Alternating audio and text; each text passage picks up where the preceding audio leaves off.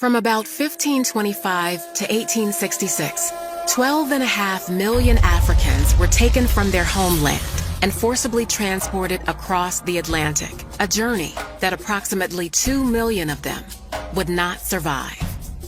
By the turn of the 18th century, European merchants were building vessels capable of transporting hundreds of enslaved people per journey.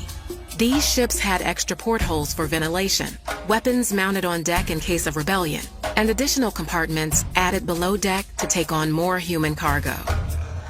Before boarding the ships at African port cities, enslaved people were stripped of their clothing and remaining possessions and had their heads forcibly shaved. During boarding, which could take weeks or even months, enslaved people lived on the deck of the ship in a temporary wooden house constructed by the crew. The crew also installed netting around the deck of the ship, designed to catch those enslaved who might opt for death over forced servitude. Once moved below deck, enslaved people would find themselves stuffed into compartments with ceilings as low as 4.5 feet, where they would spend most of their voyage. They were segregated by gender and age. Adult men were kept separately and shackled in pairs.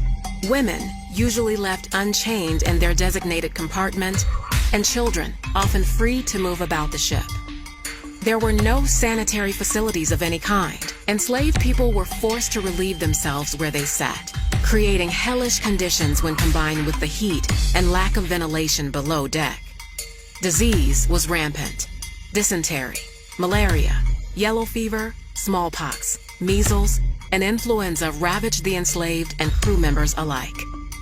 The enslaved people generally spent about 8 hours a day above deck, but were still separated by gender, with a barricado, a reinforced wall that could be used to protect crew members in case of a revolt. Enslaved people were also subject to forced exercise, which sometimes included dance and song for the entertainment of the crew.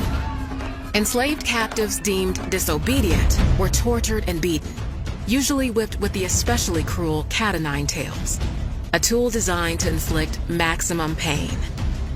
Enslaved people who refused to eat their typical meal of rice and beans were forced to do so, sometimes with a speculum oris, a medieval tool used to force open a person's mouth. Women, while usually left unshackled, were raped and sexually abused by members of the crew, sometimes arriving in the New World, carrying the children of their attackers. But it was the women, using their minuscule freedoms, who would often coordinate mutinies against their captors. But these rebellions were rarely successful. The true extent of the horrors of the Middle Passage came to light in a 1783 court trial over the slave ship Zong. The Zong left present-day Ghana in August of 1781, with 442 enslaved on board. After a 2-month journey riddled with navigation errors, 62 enslaved people and 7 crew members had perished without reaching their destination. Disease was spreading throughout the ship, and fresh water was running dangerously low. Captain Luke Collingwood was afraid of the financial cost of more deaths. Enslaved people that died of disease were not covered by the ship's insurance, but the enslaved who drowned were. Collingwood ordered approximately 130 enslaved people thrown overboard. He claimed it was necessary to do so to halt the spread of disease. At the trial between the Zong's owners and their insurance company, the owners argued that because it was legal to kill sick animals for the health of a ship, it was legal to treat enslaved people the same.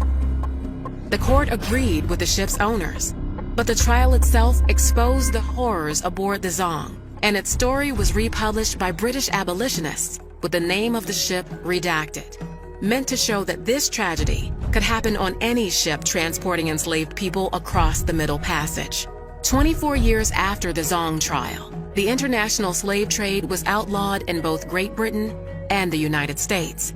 It would take England an additional 26 years, and the U.S. another 58 years, plus a civil war, before the practice of slavery was officially abolished.